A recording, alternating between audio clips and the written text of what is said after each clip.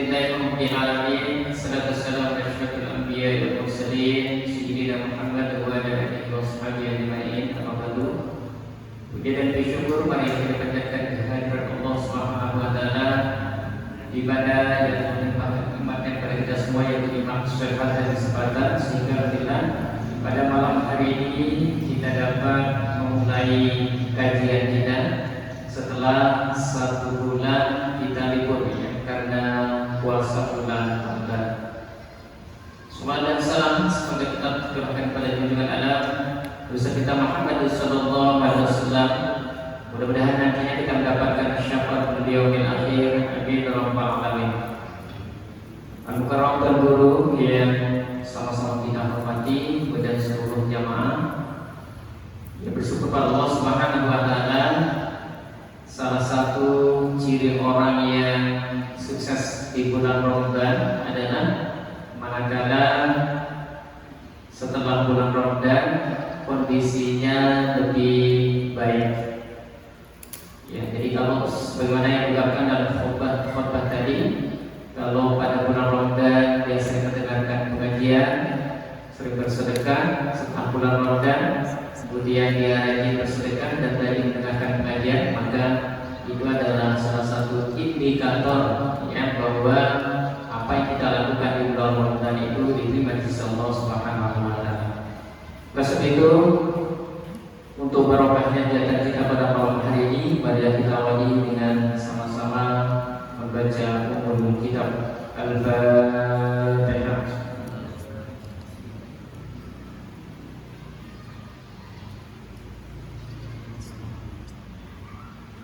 Demikian, dan selanjutnya sebenarnya serahkan kepada Allah yang disilakan. Bismillahirrahmanirrahim. Assalamualaikum warahmatullahi wabarakatuh. Alhamdulillahi rabbil alamin. Wassalatu wassalamu ala asyrafil anbiya'i wal mursalin sayyidina Muhammadin wa ala alihi wa sahbihi ajma'in. Subhanaka la ilma lana illa ma 'allamtana innaka antal alimul hakim.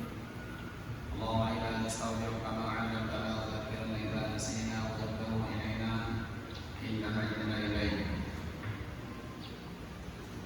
Qala Allah ta'ala fil Qur'anil karim, a'udzu billahi minasyaitonir rajim. Wa ma kana mu'minun liyaghfiru kafatan wa qalu la takhalu min kulli firqatin minhum ta'ifatun liyatafaqahu fid din. وَلِيُنْذِرُوا قَوْمَهُمْ إِذَا رَجَعُوا إِلَيْهِمْ لَعَلَّهُمْ يَحْذَرُونَ. Amin. Allahumma amin. Bapak pengurus masjid, pengurus pengajian, jamaah hadirin hadirat rahimani wa iyyakumullah. Pertama-tama mari kita bersama-sama panjatkan puji syukur kita kepada Allah Subhanahu wa taala dengan bersama-sama melafalkan hamdalah segala rahmat nikmat Allah Subhanahu wa taala yang telah diberikan kepada kita sekalian, terutama sekali nikmat iman, nikmat Islam, nikmat sehat wal afiat di mu'abillah. Sehingga alhamdulillah pada malam hari ini kita bisa hadir di tempat yang suci mulia ini dalam rangka kita bersama-sama silaturahim, kita beriktikaf sekaligus kita diskusi agama. Mudah-mudahan niat ikhlas kita dari rumah kita masing-masing, langkah kaki kita, ayunan tangan kita, detak nafas kita, semuanya tercatat sebagai amal ibadah kita di sisi Allah Subhanahu wa taala. Amin ya rabbal alamin. Dua kali salawat salam menambah Rasulullah sallallahu alaihi wasallam. Allahumma shalli ala sayyidina Muhammad wa ala ali sayyidina Muhammad. Para keluarga beliau, para sahabat beliau, para tabi'in wa tabi'in wa man tabi'ahum bi ihsan ila yaumil. Mudah-mudahan kita semua terbawa umat bagi Rasulullah sallallahu alaihi wasallam yang kuat iman takwa kita, istiqamah dalam iman takwa kita, hingga dunia kelak beriman takwa dalam husnul khatimah masuk syurga bila yang hisab. Tuhan bimbingan dan syafaat besar Muhammad sallallahu alaihi wasallam. Amin ya rabbal alamin. Allahul mukarramin, bapak-bapak, ibu-ibu jamaah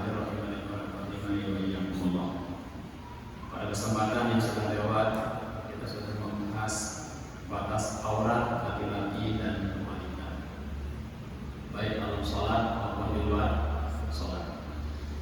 Laki-laki auratnya di luar sholat ya sama dengan di dalam sholat, itu antara pusar dan lutut.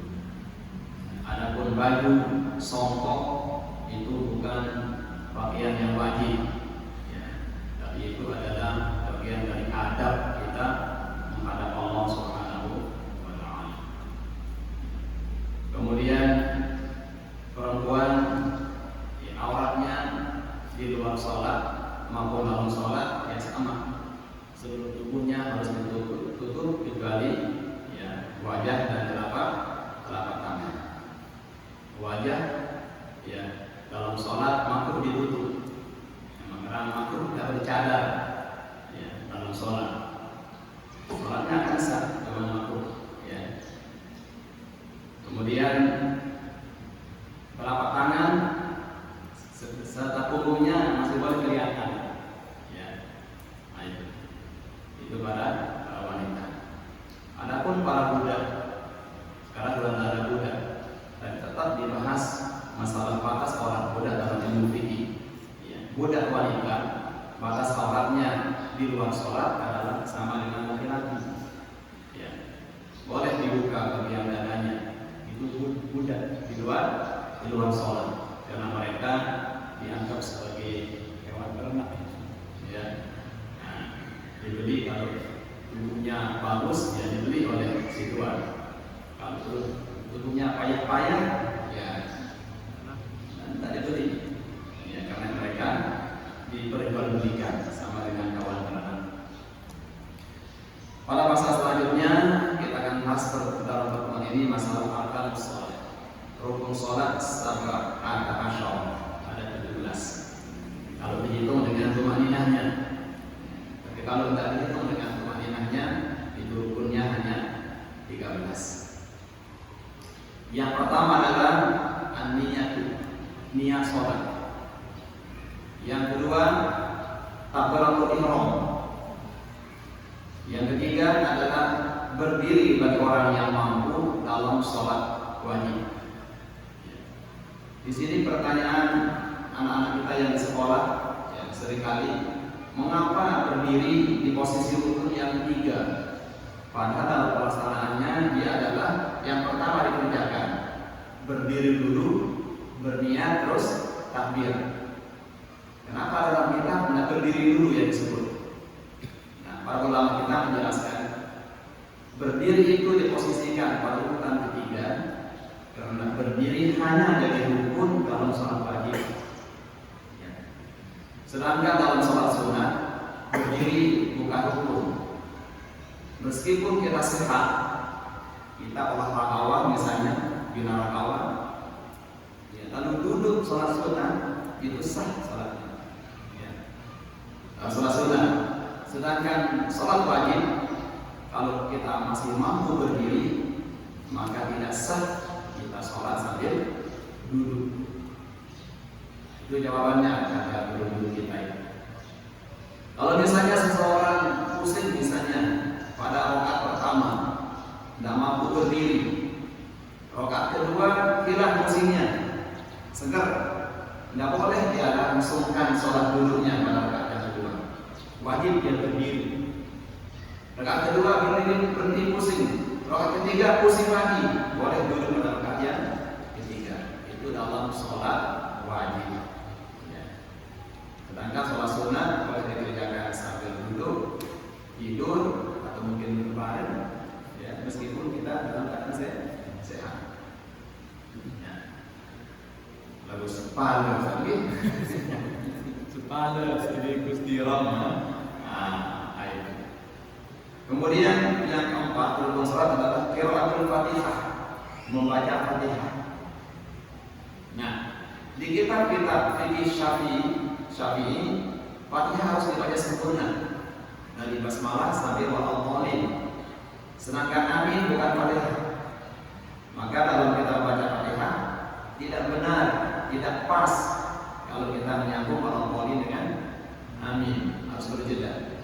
Ghairil maghdubi 'alaihim waladdallin.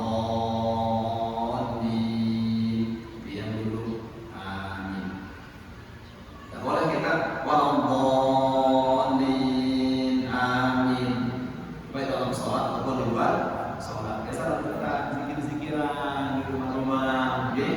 Nah, itu waladhdallin amin sudah. Itu tidak pas menurut ilmu Al-Qur'annya. Karena amin bukan Fatihah.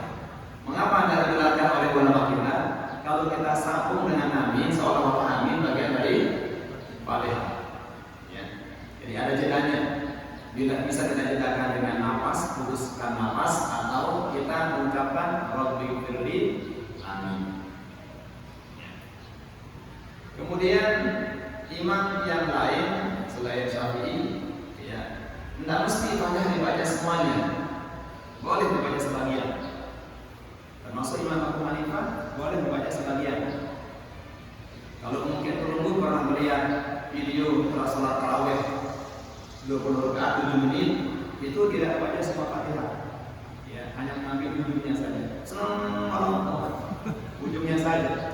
Dan itu sah menurut Imam Abu Hanifah. Ya. Apa dasarnya? Waqra'u ma tayassara minhu. Ambil sedikit saja Quran, tidak mesti semuanya. Nah, sedangkan kita ya fikih syar'i harus membaca Fatihah dari bismillah sampai maka sempurna. Ya. Dan cara membaca Fatihah dalam kondisi normal, ya. Dalam tarawih kan kita anggap kondisinya agak cepat gitu, sehingga imam seringkali membaca Fatihah sekali nafas.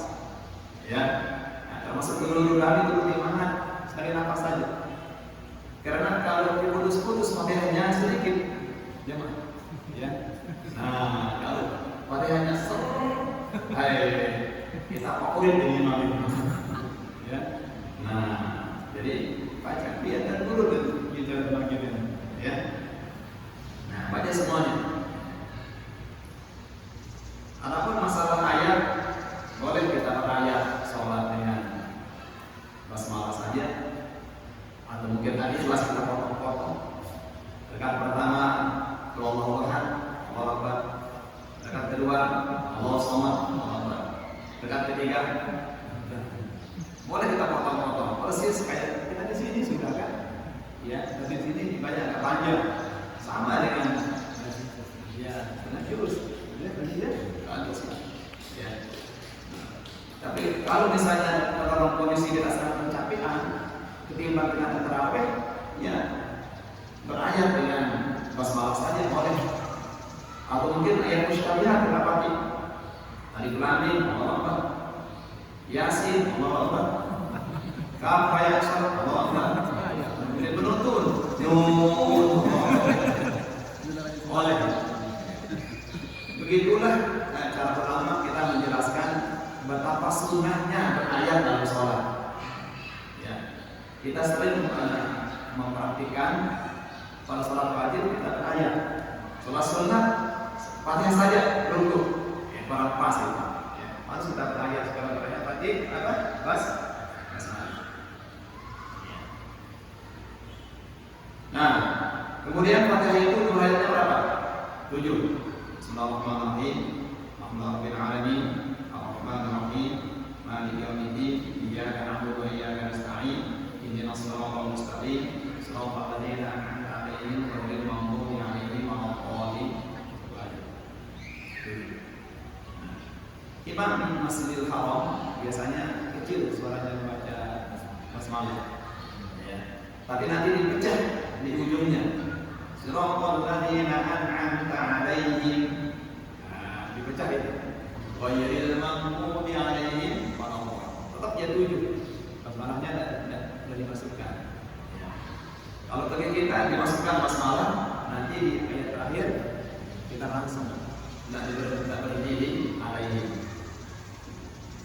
Itu boleh saja sama-sama saja. Ya. Yang penting kita punya kawasan dasar mengapa dibaca begitu, mengapa begitu. Jadi kita ilmukan. Jangan kita perhatikan ya bacaan itu situasi nafas. Namun nafas terkontek, ya jangan paksakan harus satu ayat. Yang terakhir itu belum mudah terlalu kan. Ya. Siratal ladzina an'amta 'alaihim. Sakit tenang.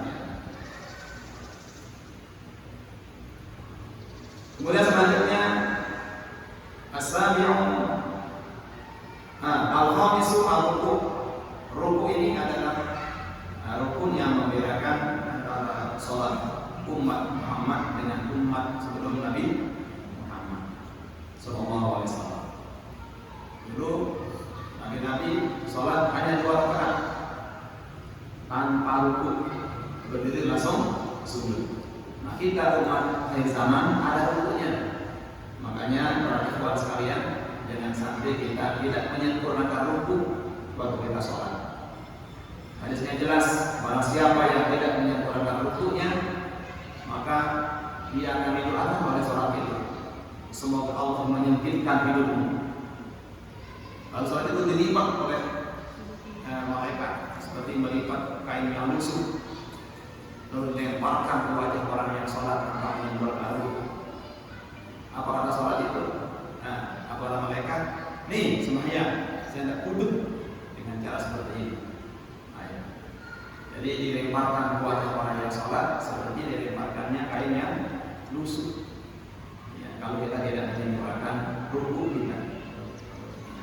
Dan rukun itu cukup kita seperti sapi, kayak sapi seperti itu. Ya, rukun sudah namanya itu. Ya. Mohon maaf.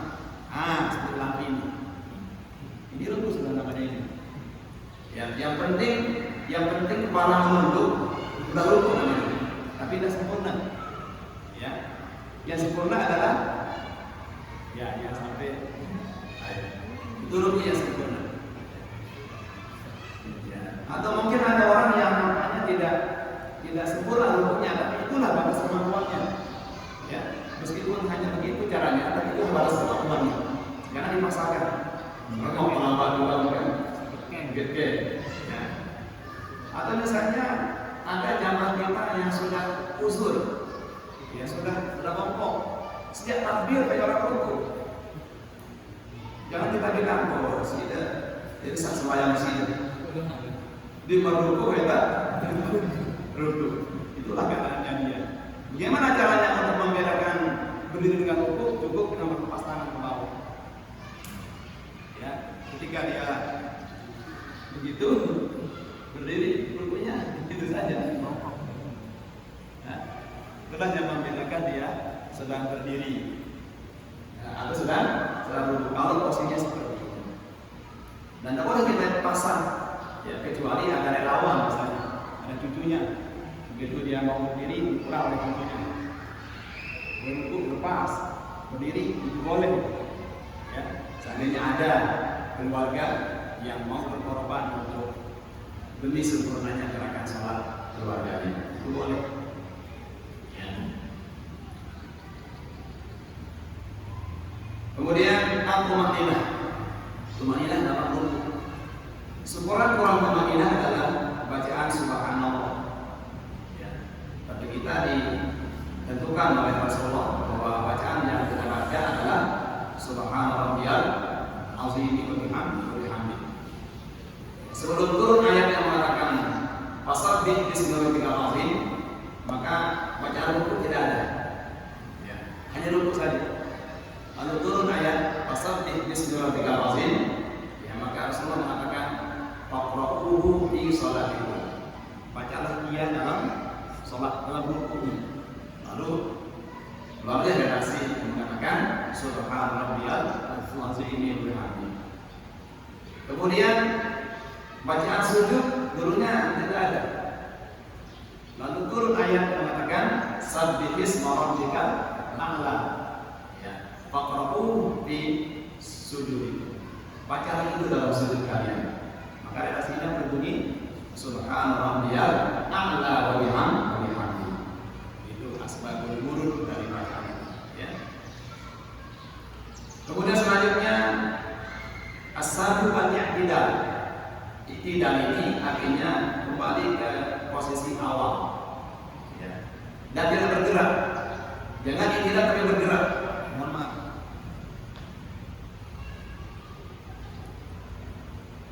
Bergerak. Tidak boleh bergerak. Ya. Berdiam seperti kita posisi sebelum kita tidak boleh bergerak. Kemudian selanjutnya tumanina tuti. Tumanina dalam i'tidal. Ya, Surat Madinah adalah subhanallah. Tapi ada bacaan yang harus membacakan adalah Nabi. Sami'allahu liman hamidah. Ya, sami'allahu liman hamidah. Rabbana lakal hamdu atau Rabbana walakal hamdu. Sekurang-kurangnya.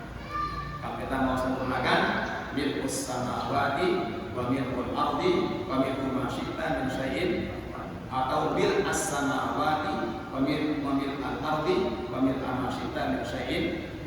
Boleh kita ambil atau mil. Itu bacaan. Akan tetapi waktu qunut subuh cukup kita baca sami Allahu liman hamidah Rabbana lakal langsung berqunut. Ya. Makruh kita membaca milkus samawati wa mil itu termasuk bacaan yang makruh dalam sholat. Nah, seperti yang kita sampaikan beberapa kesempatan yang lewat, ya, termasuk yang makruh itu Nabi membaca surah pada rakaat 3 ke 4. Kemudian membaca doa yang tadi sebelum qunut, yaitu samawati. Yang keempat membaca selawat kepada keluarga Nabi pada tahiyat pertama.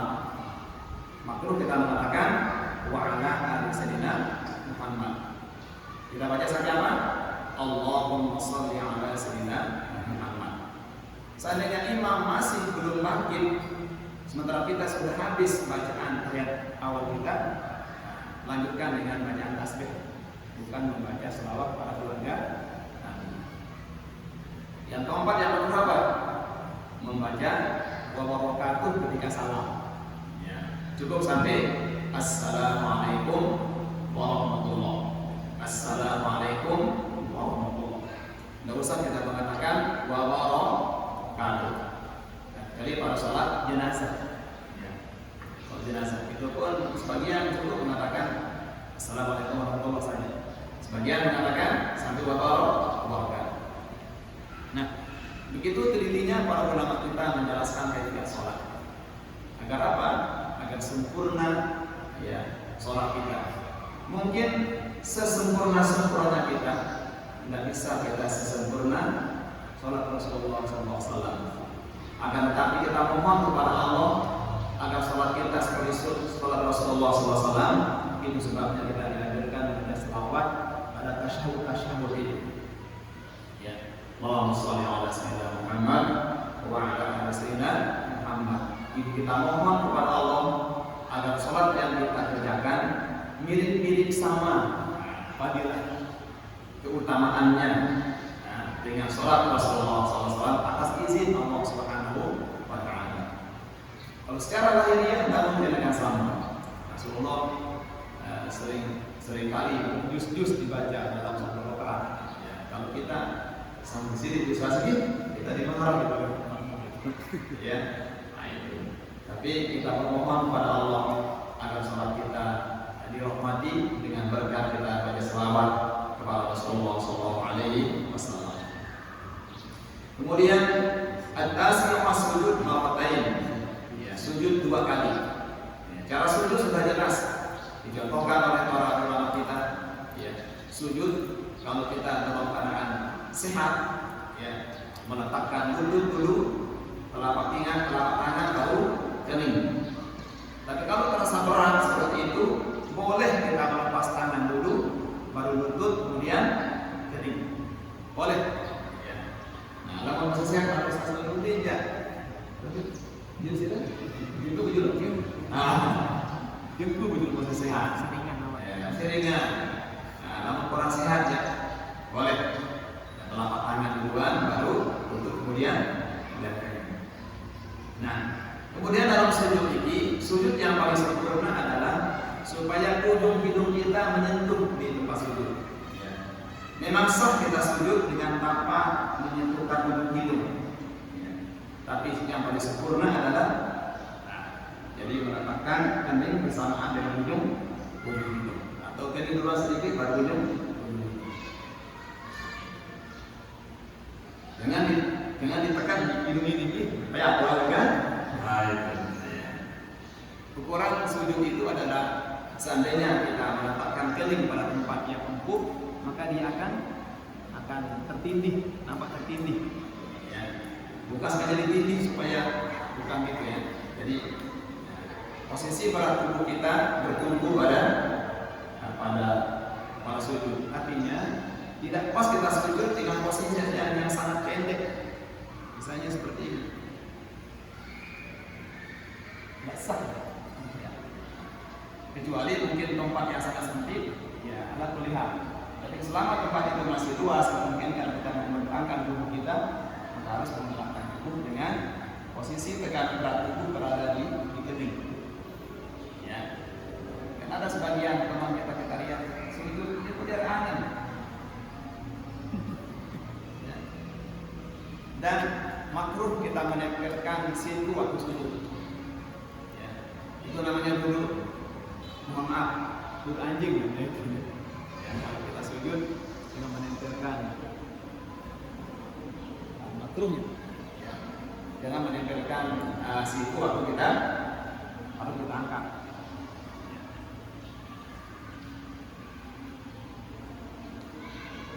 Duduk seperti duduknya anjing.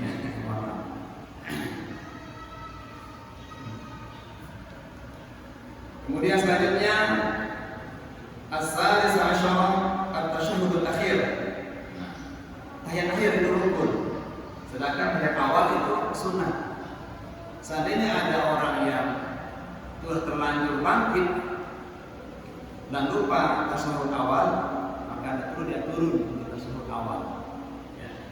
Kalau sudah posisi akan berdiri lebih banyak ketimbang posisi akan duduk. Ya. Tapi kalau mau akan bangkit lalu mau mengatakan subhanallah, ya, baru dia mengangkat lututnya, angkat hanya subhanallah, ya, kembali. Kalau sudah naik lutut ini, sudah begitu teruskan saja. Ya. Kemudian selanjutnya as-salis asyara ar-rabi'a asyara al-qu'ud di duduk. Ya, duduk tahiyat. Posisi duduk tahiyat adalah duduk apa namanya? Duduk tawarruk. Ya, duduk tawarruk itu duduk dengan menempelkan pangkat di tanah. Ya. Karena ada 3 model duduk yang direkomendasikan oleh Rasulullah dalam sholat. Ada namanya duduk tarawuk, bersila kayak ustaz tarawuk namanya. Ada yang iftirash. Iftirash artinya menjadikan kaki kiri sebagai tempat alas duduk. Iftirash. Kalau tawarruk artinya menempelkan pantat kiri di tanah. Nah, pada saat tahiyat akhir, duduk yang tidak disunahkan adalah duduk apa? Tawarruk. Ya. Seandainya kita salah duduk misalnya, kita seharusnya dari akhir kita tawarruk, tapi kita tahu iftirash seperti ini. Ya. Boleh kita ganti, tapi jangan terangkat dengan begitu. Nah, jadi cara kita mengganti posisi cukup mengangkat pantat seukuran bisa berputar posisi kaki saja. Seperti itu. Ya. Jangan sampai kita bekerja dengan sampai kalau tidak bisa kita atur diri dengan posisi yang pertama tadi, biarkan lanjutkan tahiyatnya di posisi iftirash. Tidak usah diganti. Ya. Karena itu perkara yang sunnah. Kalau kita mengejar sesuatu yang afdal, pada gerakan kita melebihi yang dibolehkan, itu saja dilakukan.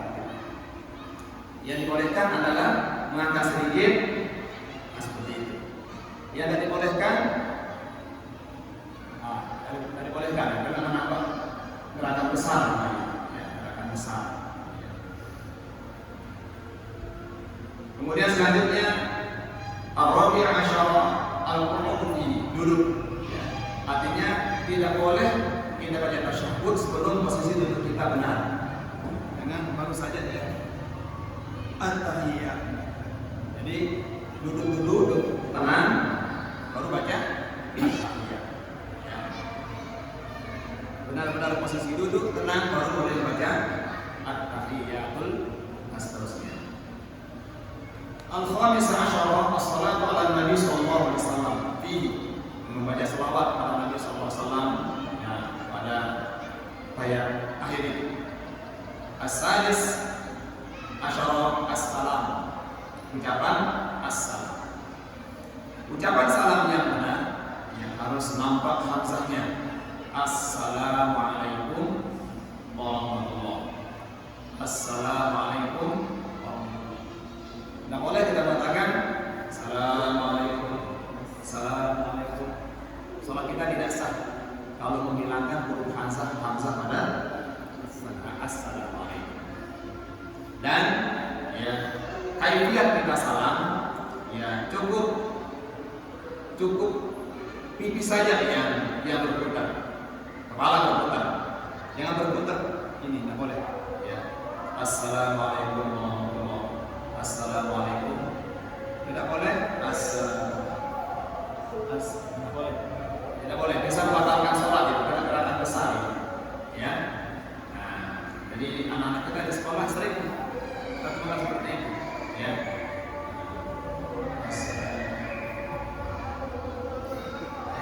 Tidak boleh. Ya.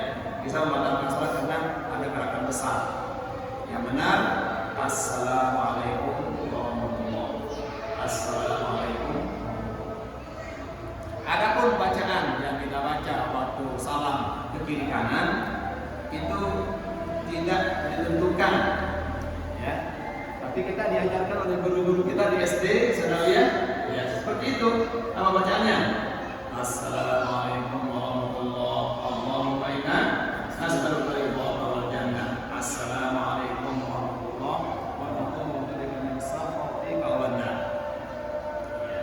Adapun membolak itu tidak dianjurkan, ya, malah dimakruhkan.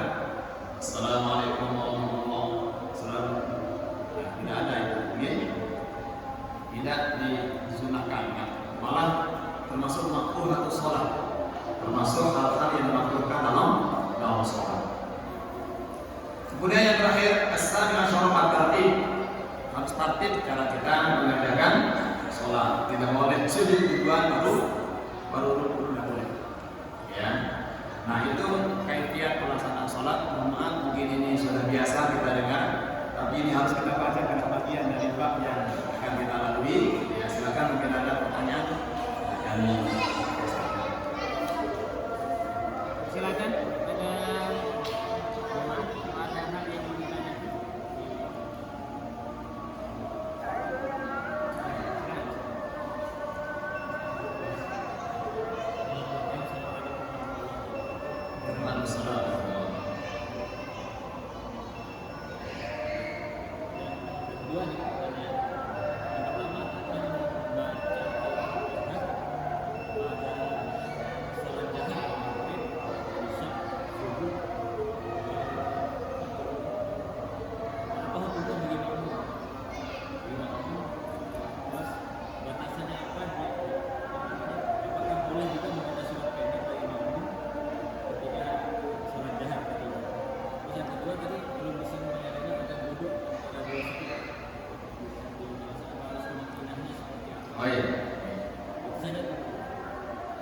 Baik, dalam sholat jihad, ya, yang jihad adalah imam saja. Maka makmum makruh dia jihad, ya. Apalagi jihadnya sambil mengganggu teman dekat, itu bisa, kata guru kami dulu, bisa terambil sebagian pahalanya karena mengganggu orang lain dengan bacaannya yang besar. Ukurannya adalah cukup dia paham bacaan dirinya saja, ya, jangan sampai terdengar oleh orang dekat-dekatnya, apalagi sampai terganggu. Ya. Apakah boleh makmum membaca ayat pendek ketika imam membaca ayat? Ya, tidak usah kita baca ayat pendek. Ya. Selama bacaan imam masih terdengar oleh makmum, maka makmum tugasnya hanya mendengar saja. Mendengar bacaan imam sama pahalanya dengan bacaan imam. Satu huruf pahalanya 100. Ya. Dalam sholat yang dikerjakan sambil berdiri. Ya. kecuali kalau bacaan imam tidak terdengar oleh si makmum bagian belakang, maka makmum disunatkan untuk membaca ayat. Sama dengan sholat sir, zuhur asar misalnya, ada beberapa orang di depan garis pertama masih mendengar bacaan ayat imam, maka cukup itu sebagai ayatnya dia.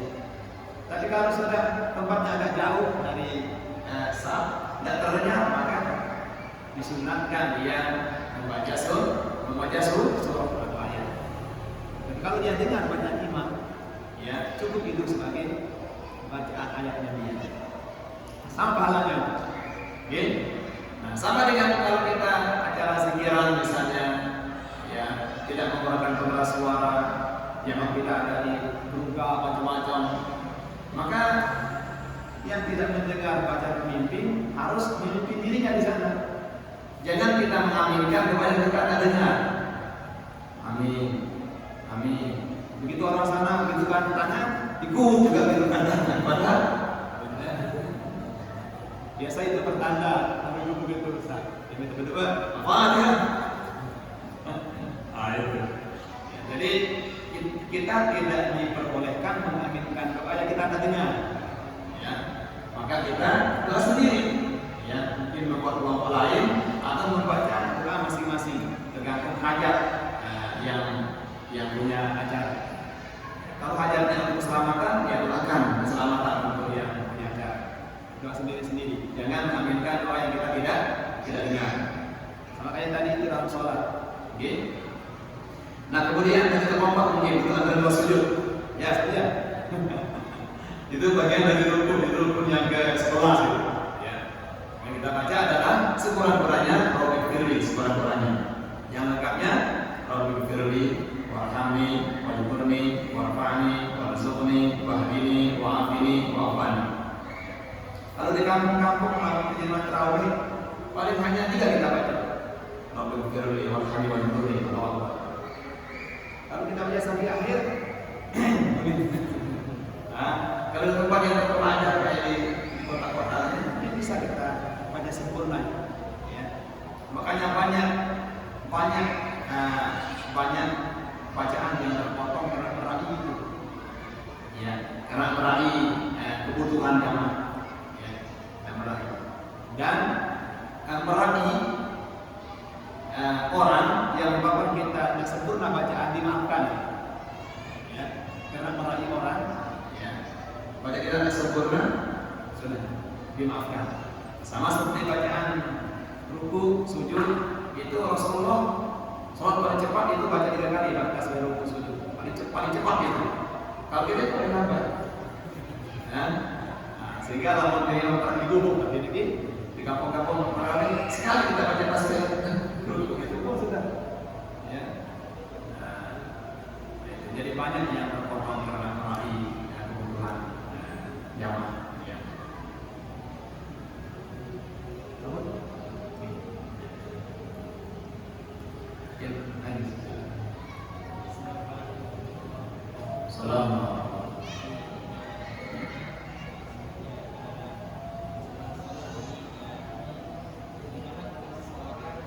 Majuan deh.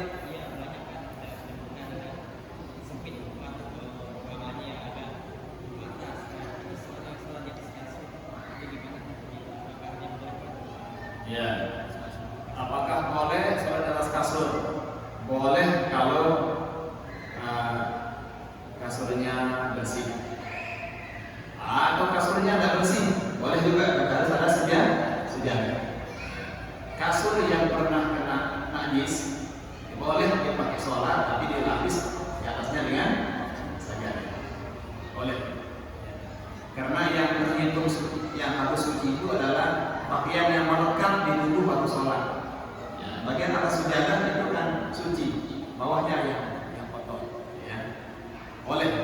Asalkan jangan sampai naik air dari situ ke atas. Ya. Air. Jadi boleh kita sholat di atas sesuatu tanah kotor tapi kita lepaskan tikar atau sajadah. Namun,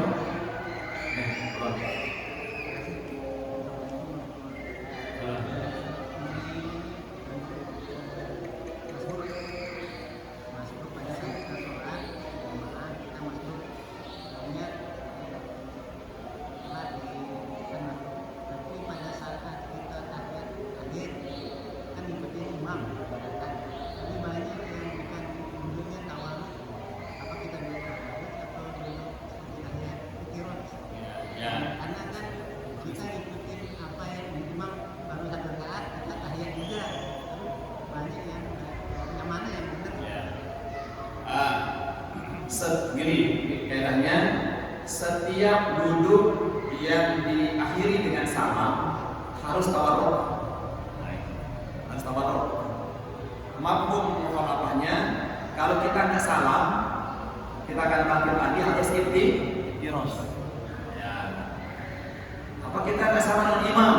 Ya, sama dalam hal duduknya, cuma caranya berbeda, berbeda kepentingan. Kalau imam kepentingannya salam, maka dia tawarruk. Kalau kita kepentingan kita adalah bangkit lagi, maka harus iftirosh. Oke? Di sebagian tempat, kalau tarawih, ya dia iftirosh saja. Itu salah sebetulnya itu. Ya. Karena dia akan salam kan, maka setiap dua rakaat tarawih itu harus duduk tawarruk seperti itu, karena kita akan salam. Nah, jangan iftirosh. Nanti biasanya di ujung rakaat terakhir tempatnya tawarruk menunduk kan, nah itu tidak pas menurut ada bikinnya. Harus kita tawarruk, oke? Setiap kita akan salam. Ini kan? Cukup ya? Baik, demikian dan mohon sedia tolong dulu untuk menunduknya dengan doa bersama.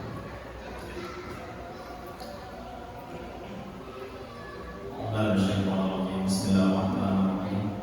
Alhamdulillahirabbil alamin wassalatu wassalamu ala asyrofil anbiya'i wal mursalin sayyidina Muhammadin wa ala alihi wa sahbihi ajma'in. Allahumma ij'al jam'ana hadha jam'an mubarakan wa tafarraqana ba'da hadha tafarraqan mubarakan ma'suman. Wassallallahu alaihi wa iyyakum min hayyil qayyum alladhi la yamutu abadan. Wa nafa'ana bihi wa antum muslimun bi alif la hawla wa la quwwata illa billahil aliyyil azim. Allahumma habib ilayna al-iman wa zayyinhu fi qulubina wa karrih ilayna al-kufra wal fusuqa wal 'isyan waj'alna minal rasyidin. Rabbana atina min ladunka rahmatan wa hayyi lana min amrina rashada. Rabbana atina fid dunya hasanah wa fil akhirati hasanah wa qina adzaban nar. Wa adkhilna al-jannata ma'a al-abrar ya aziz ya ghaffar ya rabbal alamin. Wa sallallahu ala sayyidina Muhammadin wa ala alihi wa sahbihi wa sallam. Subhana rabbika rabbil izzati 'amma yasifun wa salamun 'alal mursalin walhamdulillahi rabbil alamin. Demikian dan akhiri dengan sama-sama melepaskan hamdalah